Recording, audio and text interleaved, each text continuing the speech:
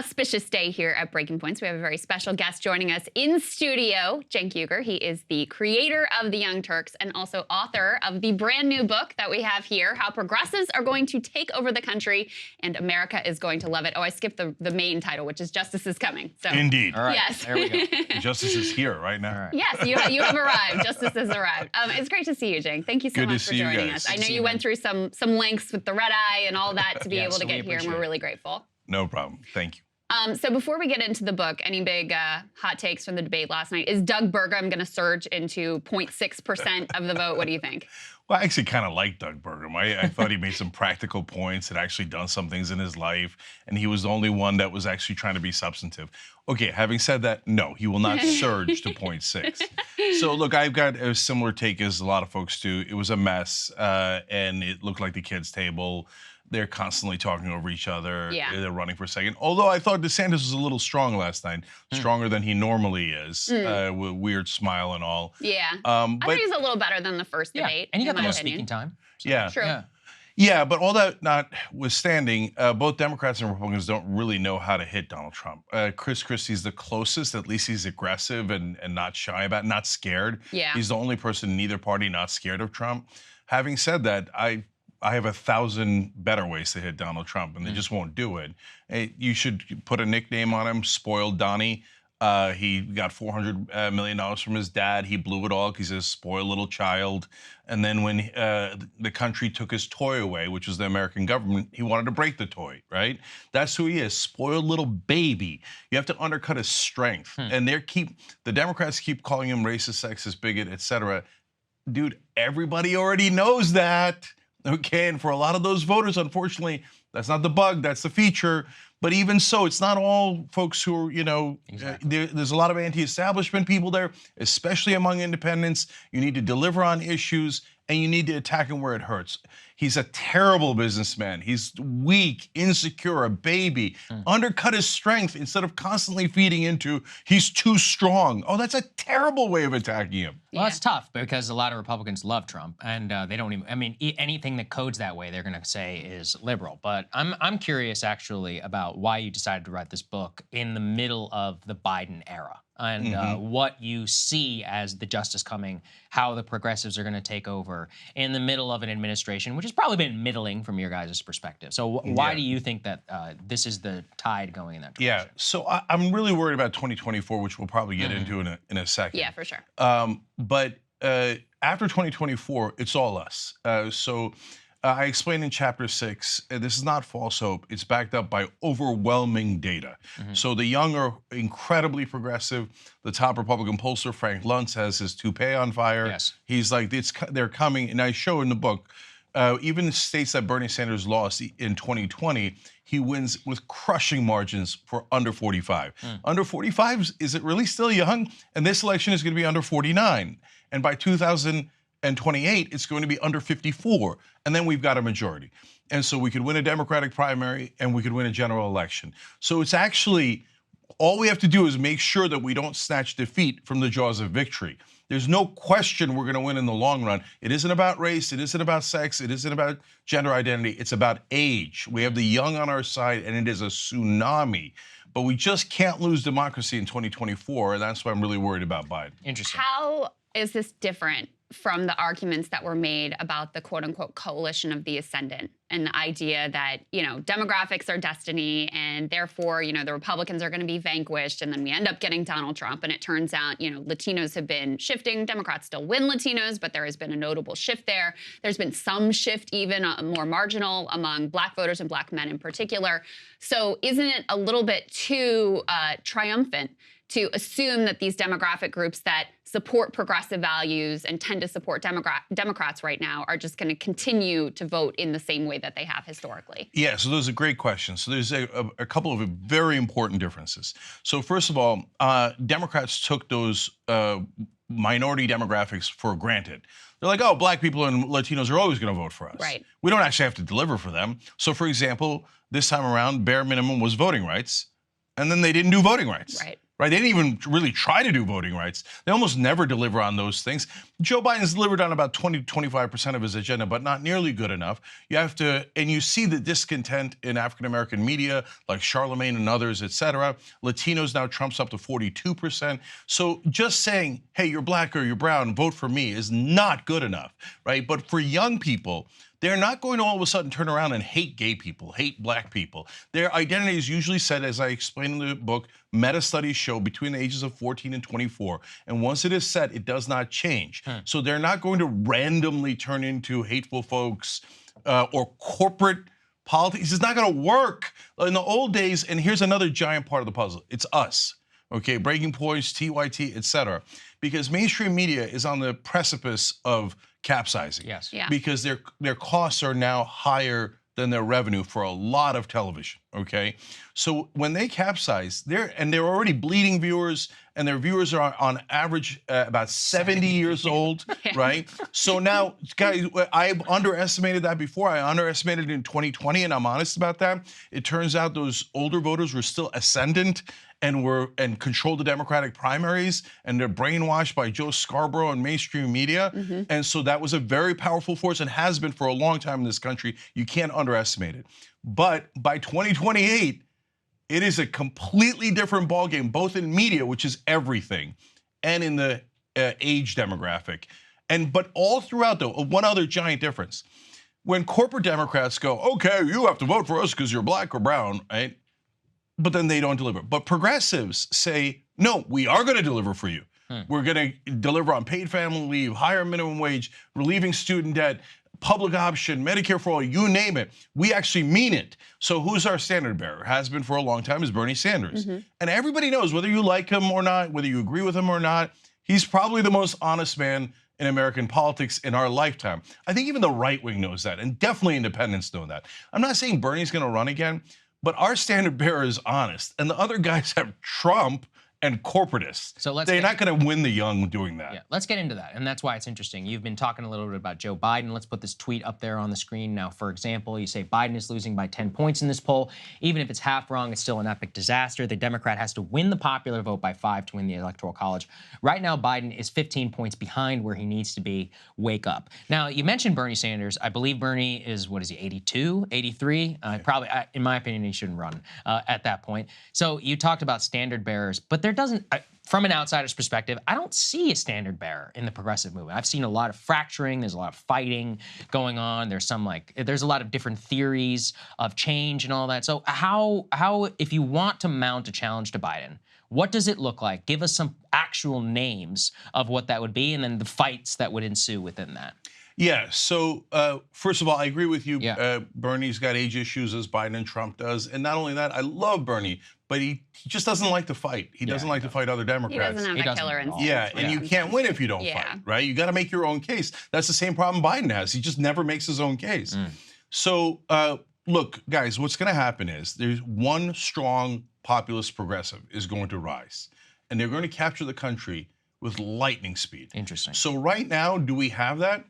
Not really. And so why do I say that? Well, look, if you want to be the strong leader, you got to step up. That's what strong leaders do. They don't go, well, Biden didn't give me permission. If you're worried about Biden giving you permission, you ain't it. Yes. Okay, I'm sorry. Now, having said that, for 2024, the progressive vote is almost gone, right? So there's only one, it's so bad, I seriously consider running because nobody will do it. For God's sake, it's a golden opportunity. The guy's is in the 30s in the polling. We're whistling past the graveyard. He's going to lose. He was at 52 when he won in 2020, and he won by a razor-thin margin of 44,000 votes in the Electoral College. Now 15 points lower. We're just kidding ourselves. It's a disaster. The handwriting's on the wall. He's going to lose. So at this point, Saagar, give me anybody. Give me anybody. Give me Andy Beshear in Kentucky. Give me Governor Shapiro in Pennsylvania. I'll even take Whitmer, okay? Okay, I don't care. Anybody but Biden, because it's not personal. I don't mind Biden. I would prefer someone more progressive, et cetera. But at this Yeah. point, it's not about that. We've got to win. Is democracy on the line or isn't it? Because I think Democrats are full of crap. They say stuff like that, oh, that guy's a fascist, he's going to kill democracy. So we're running a guy who's a wounded antelope, who 72% of Americans think is not even going to make it through a second term. There's no one on planet Earth that could look at those polling numbers and say, yeah, he's going to win. If they do say that, they're definitely lying. So it's hard to disagree with much of that. There's no disagreement. However, Yeah. I will say that I do have some nervousness. In my ideal scenario, Biden would withdraw. We'd have a real democratic process. I'm not of this view that like democracy is bad for electoral chances, et cetera. I actually think it's really good. It allows people to make the case. It allows Democratic voters to choose the candidate that they think would be best suited, et cetera, et cetera. But I do worry that there are some candidates that I feel like would be worse than Biden, not only electorally, like I think Kamala Harris would be worse electorally. Yeah. I think Pete Buttigieg would potentially be worse electorally. But I also think that they would be a lot worse on policy. Because even though I have a million criticisms of Biden that we talk about here all the time, on labor issues with regard to the National Labor Relations Board, on the fact that he went to the frickin' picket line, first president in history, he is better than the Obama Democrats in some key ways. I mean, they've tried to do industrial policy. That's been a significant step forward. They haven't done enough on the consumer side. They haven't done enough on the worker side, et cetera. They let all the social safety net stuff from COVID expire, and that's why so many Americans are feeling really stressed and struggling financially. Yeah. But I can see a lot other options that would actually be worse, both on policy and on like being able to win and defeat Trump. Do you agree with that? No. You think Kamala would be better? No. So let me be clear. Okay. So number one, this is not about Biden's record. If we were started this primary a year ago when the Republicans started or 6 months ago, it would be about Biden's record. And Biden's record is mixed. Yeah. So normal Democrats like Barack Obama do 5% of the things that they promise, and then the media declares them champions of the world, right? Biden has done about 20% of his agenda, which for politicians is a bit stunning. It still sucks, but it's like way better than some other politicians. Yeah. You're right, his record on labor is pretty good. A bunch of spotty areas, but overall pretty good.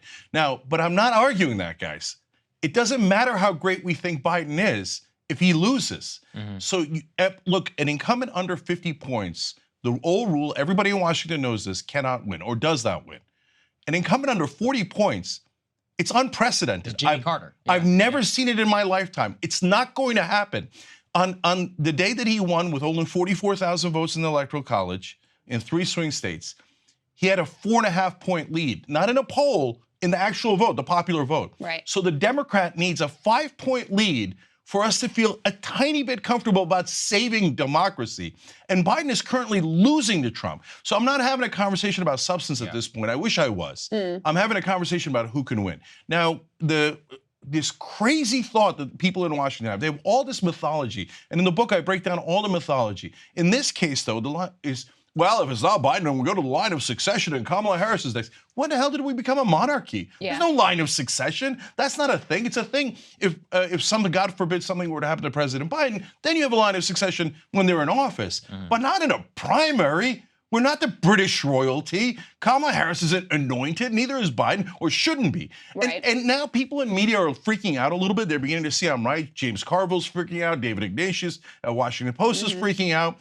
But they're frozen in amber because they're like, well, we have to bow down to Biden. I mean, what would the king say otherwise? And we're Democrats. We obey authority, right? No, we're Democrats. We don't obey authority, right? Yeah. And then they say, well, if we get rid of Biden, well, we have to go to the crown princess. But Cenk, on what planet? Unfortunately, a lot of Democrats do obey authority. I mean, that's what we saw in 2020, right? I mean, that was the killer. Once the media was like, it's Biden, and if you want to beat Trump, you got to get behind Biden. We saw how quickly the dominoes fell. So, I am worried about a scenario where if for whatever reason Biden is not in the picture anymore and you have a wide open primary and there's this media coalescing around we have to back up Kamala Harris. She's the first black woman vice president. She's the next in line. No one wants Kamala Harris. Every person I talk to. How do you know they won't get racially blackmailed into doing it? I don't care. Really think no way. Nobody's got time for that, okay? That's like when you're... Well, they've got time for it. No, I don't care what the elites in Washington think. Yeah, you may not, and I may not. We agree. Yeah. But we saw the way Democratic primary voters fell in line. No, so look, I hear you. Mainstream media is still powerful. Like I said, we're definitely Yeah. going to win in 28, and in 24, we're probably right on the edge, right? But we're not asking for a progressive to be Kamala Harris. Because if it was a progressive, yes, like for example, let's say I ran or Nina Turner ran or anyone like that. Or Marianne running right now. Or Marianne Williamson Yeah. running right now, right? What does the press do? Our number one problem isn't Biden. You put me one-on-one against Biden, you give me a fair hearing, I would destroy him. It wouldn't even be close. It'd be a landslide, right? But you don't get a fair hearing. The press, which is totally corporate media, shreds every progressive. So, Krystal, at this point, I'm not wishing upon a star. Hey, press, you love corporatists? Andy Beshear, governor of Kentucky. It's a red state. He won in Kentucky. He's the most popular governor in America. by Most the way. popular governor Yeah. in America. Josh Shapiro won in Pennsylvania, crushing victory against a Trump acolyte. So you guys are comfortable with Shapiro and Beshear. You won't rip them. Gotcha. Let me push a little bit on the election point. What do you make of all of the special elections we've had recently that have had Democrats outperforming on an average of 11 points? So we've gotten used to these polls that underestimate the Republican support. It seems like, you know, in recent years that may have flipped post-Dobbs. So that's what the Biden people would point to is like, listen, the polls can say whatever they say. The polls are wrong all the time. Oh, but when Jesus. voters are actually showing up to the polls, we are outperforming polls. We are outperforming the margin by double digits. What do you make of that? Okay, so first of all, did it happen? Yes. But was Trump on the ballot? No, he was not on the That's true. ballot. Right. Trump drives out crazy Republican votes. And you know that, we all know that. Yep. Second of all, saying, well, hopefully the polls are wrong, but hey, if it turns out science is true, we're going to lose democracy. Cross your fingers, right? And hey, we might get an 11-point surge. No, we're not going to get an 11-point surge in a presidential race, but hoping for that. Okay, I got a great idea. Why don't we put in Andy Beshear and he'll have a 5 or 6 or 8-point lead, and then we'll get the 11-point surge and we'll guarantee democracy. And then we could fight Andy Beshear in the 2028 primary. Somebody could run a year early. We could have fun within the Democratic Party, but this is the time for it. Look, Do we I think believe in everyone fun? in- I don't know about that. everybody in Washington has to decide, and especially in the Democratic Party, do you actually think democracy is on the line? Because I do. I mean, Trump is talking about killing U.S. generals. The guy's a monster, a total maniac. He's talking about imprisoning his political opponents. He tried a coup last time. Fake electors, everything. This guy's definitely a dictator wannabe. Apparently, I'm the only person who thinks that, because other Democrats are like, well, that's true. But on the other hand, we don't want to be impolite to Joe Biden. Joe Biden has a legacy to protect. He needs to be a 2-term president to fluff his ego. Let's note for the record that Joe Biden is incredibly selfish. If I was in the 30s and I thought democracy was on the line, I would definitely That's an step excellent aside. point. Yeah, the actions don't match up with the rhetoric. My do last they? Yeah. question for you. Your governor, Governor Newsom, he was all over Fox News last night. The man is making a play. What do you think of him as a candidate? Because clearly he wants it. He wants it right now. He's the only one you're talking about stepping up. He's probably gone the most as anyone. What do you think? Do you think he should run against Biden? What do you think he should do? Well, he's not going to Yeah. because he's a corporate Democrat. Yeah. So if he ran against Biden, I'm not a fan of Gavin Newsom, Yeah, but I would hold my nose. Okay. And at least he's young, he's dynamic, Right. he's out there fighting the fight.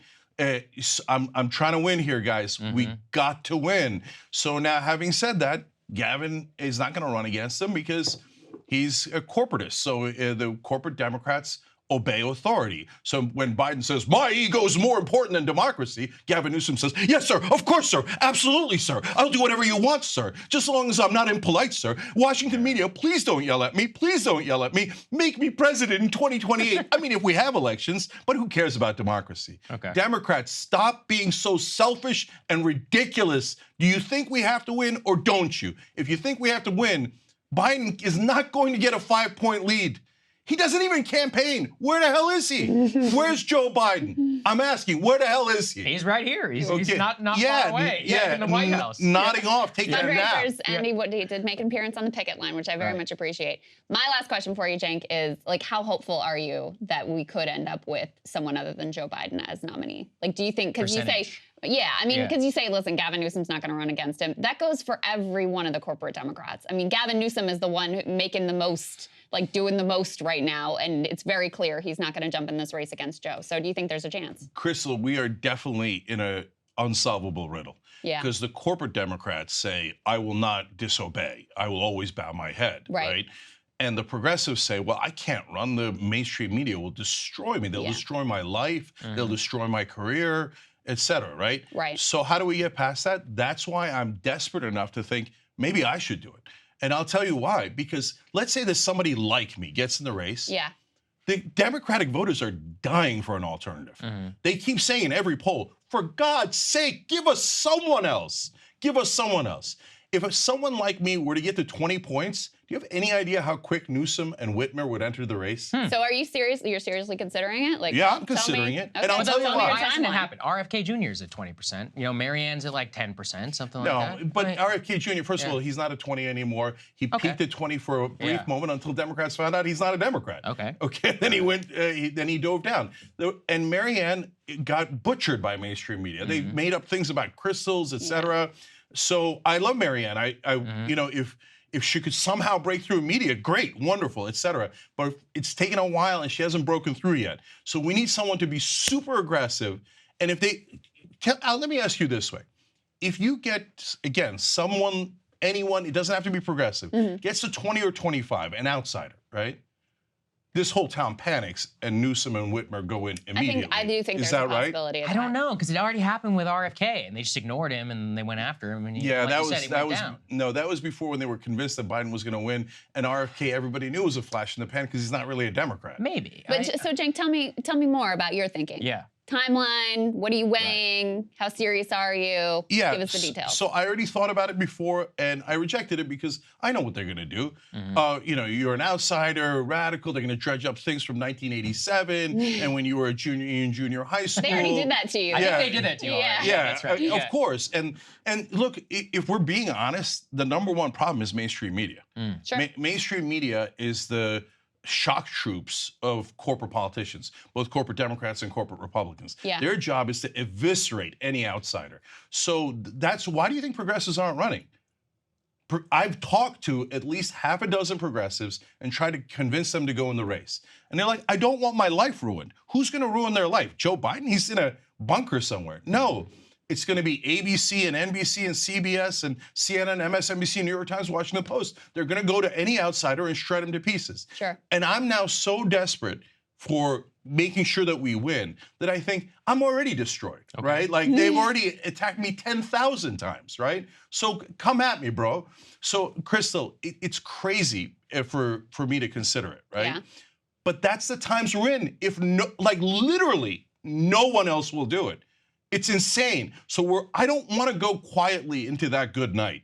And right now, we are 100% on a track to go quietly into that good night. So what's the timeline, as Krystal said? So when are you going to decide? No, if I'm going to do it, if anybody's going to do it, they got to go now. Yeah. Well, announce it. Are then. you? Let Are them you? announce it. Yeah. Have you thought about staff? Have you thought about a plan? Have you reached? I mean, we know you know donor networks, all those sorts of things. Have you started taking real steps? So if you're going to run a campaign this late, you can't go traditional, right? You can't be like, oh, I'm going to collect endorsements from politicians. Oh, and I'm going to build up my base tiny bit. No, you got to go and hope for a grassroots tsunami. The good news is when I ran for Congress, I mean, it was a tiny little raise. We raised like 1.3 million in 3 months. I mean, if anybody can raise money, it's me from the grassroots, right? And I'm a successful businessman, if I might say so myself. I have some credibility in running things, managing things, et cetera. So have I reached out to staff? I have, okay? Now, the problem is everybody thinks, well, how the hell are we going to beat these guys, right? So if I go in, it's going to be threadbare staff, threadbare website, and we're going to see, is there momentum? Because if there isn't momentum and people go, no, Biden, even if he's in the 20s, I don't care. I don't mind losing. I don't mind losing. You're being impolite, which is totally possible, right? So if that's I think there's a decent contingent though. I think that. Yeah, and if that's the case, then at least I left it all on the battlefield. Or whoever does it, for God's sake, don't make me do it. Like, have someone else run, right? But I can't get anyone to do it. And so I want to leave it all on the battlefield. And I don't want to say, well, like everyone else, I wanted to be polite. So we lost democracy because we thought it would hurt Mussolini's opponent's feelings, right? Does anybody remember Mussolini's opponent? I don't actually. Of course, even I should no know one that. does. Yeah. No one does. Damn it. Yeah. Okay, because Mussolini ran him over, and he probably sat on a couch just like Joe Biden is right now. You guys, and I know how mad Democrats get, and I know how mad media gets when you point out an iceberg. But we did it before. We pointed out the Hillary Clinton iceberg, and then they said, you made the iceberg appear. No, you knuckleheads, it's right there. The country, the voters despise the establishment. And they're like, so let's pick the most establishment candidates we can, Hillary Clinton and Joe Biden. Guys, he barely won last time. There's no way he's gonna win now, let alone if Cornel West is in the race and Larry Hogan's in the race and these guys are in the race. Then there's no chance at all. So no, I'm not going quietly into that good night. So somebody better announce before I do. All right. Wow. Well, all right. made. Well, I never thought to ask you in your appearance if you were considering running for president. Yeah, I appreciate I know. I'm glad you made the news. Yeah, absolutely. And guys, definitely check out the book. I think you will not be disappointed. It's very interesting, very thought-provoking, as are you always, Cenk. It's great to see you. And I said this to you privately, but I want to say it to the audience too. You were there from the beginning, helping us build at Rising, and we are always grateful to you for helping to build up. You're a true believer in terms of independent media, and that really shows. So thank you, Cenk. I've never forgotten it, sir. So thank you very much. Guys. I really appreciate you saying that. Absolutely. Yeah, it's our pleasure. We'll see you guys later. Hey guys, if you like that video, go to breakingpoints.com, become a premium subscriber, and help us build the best independent media organization on the planet. That's right. We're subscriber funded. We're building something new. We want to replace these failing mainstream media organizations. So again, to subscribe, it's breakingpoints.com.